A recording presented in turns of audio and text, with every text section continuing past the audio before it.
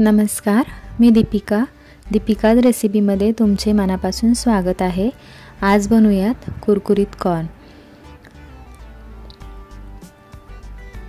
त्यासाठी इथे मी एक कॉर्न घेतला आहे। पुढची बाजू कट करून टाकली आहे, कारण पुढे छोटे छोटे कॉर्न होते म्हणून।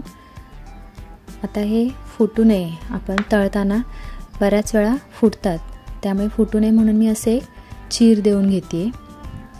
प्रत्येक कॉर्नला अशी चीर देऊन घ्यायची आहे। बऱ्याच जणांना तळायचं म्हटलं कॉर्न की भीती वाटते, कारण ते फुटतात आणि उडतात। त्यासाठी इथे मी असं चीर देऊन घेणार आहे। सर्व कॉर्नला अशी चीर देऊन घ्यायची। असं केलं तर 100% आपला कॉर्न फुटणार नाही, उडणार नाही। आपण अगदी सहजपणे कुरकुरीत कॉर्न बनवू शकतो। इथे मी सर्व कॉर्नला असं चिरा देऊन घेतलाय सुरीच्या सहाय्याने। आता इथे मी चमचा घेतलाय आणि असं एक लाईन आपण सरळ उभी काढत जायचं।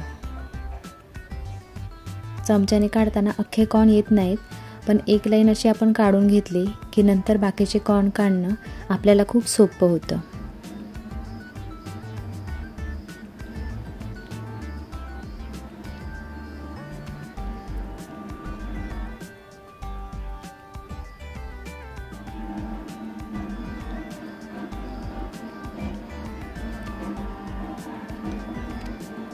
याप्रमाणे मी एक लाईन काढून घेतली आहे आणि आता असे बाकीचे कॉर्न आपण काढून घ्यायचे। अगदी सहजपणे सर्व कॉर्न निघून येतात।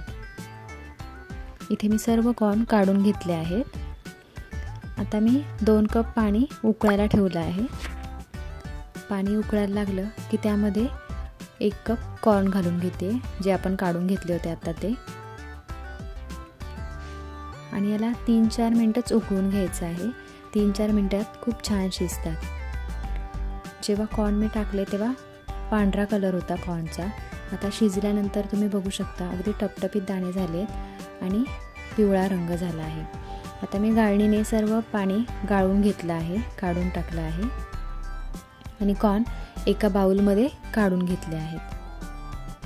आता यामध्ये पाव चमचा काळी मिरी पावडर घालून घेतली आहे, चवीनुसार मीठ घालून घेतलं आहे, अर्धा चमचा लाल मिरची पावडर घालून घेतली आहे। आता हे सर्व मिक्स करून घ्यायचे, म्हणजे कॉर्नला व्यवस्थित सर्व लागतं।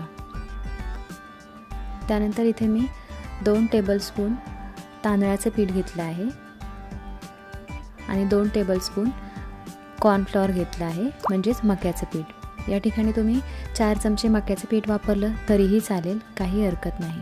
आता सर्व व्यवस्थित मिक्स करून घ्यायचं आहे। इथे मी सर्व व्यवस्थित असं मिक्स केलं आहे।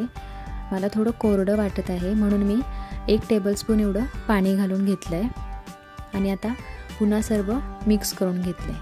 इथे आपले कॉर्न तळण्यासाठी तयार आहेत। तेल गरम करून घेतलं आहे कढईमध्ये आणि 1 कॉर्न टाकून बघितला तर तेल व्यवस्थित गरम झालं आहे। अगदी कडकडीत गरम करून नाही घ्यायचं आहे तेल आपल्याला। आता यामध्ये चमच्याच्या सहाय्याने असे कॉर्न घालून घ्यायचे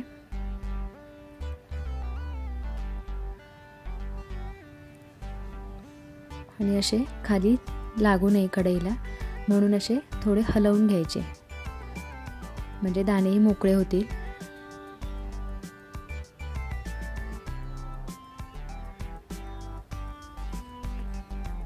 इथे मी झाकण ठेवून किंवा काहीच केलं नाही आहे, अगदी असे मोकळे ठेवून व्यवस्थित तळता येतात आपल्याला कॉर्न।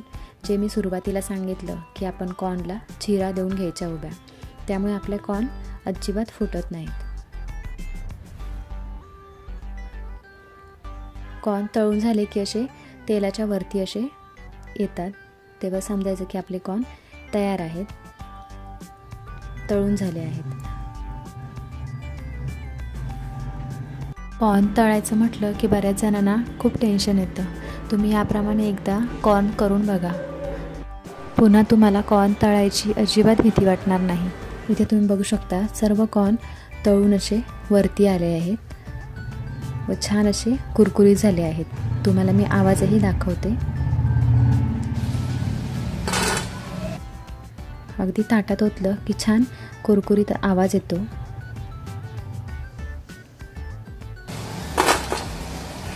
आवाज तुम्ही ऐकलाच असेल. आता याचप्रमाणे मी सर्व बाकीचे कॉर्न आहेत ते तळून घेणार आहे. इथे तुम्ही बघू शकता आवाज असेल. सर्व कॉर्न आता मी एका बाउलमध्ये काढून घेतले आहेत.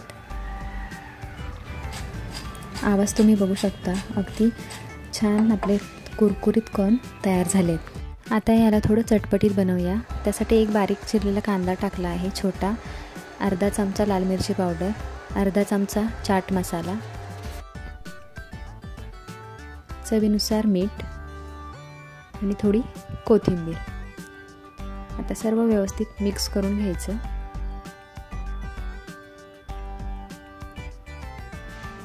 असं छान मिक्स करून झालं आहे सर्व.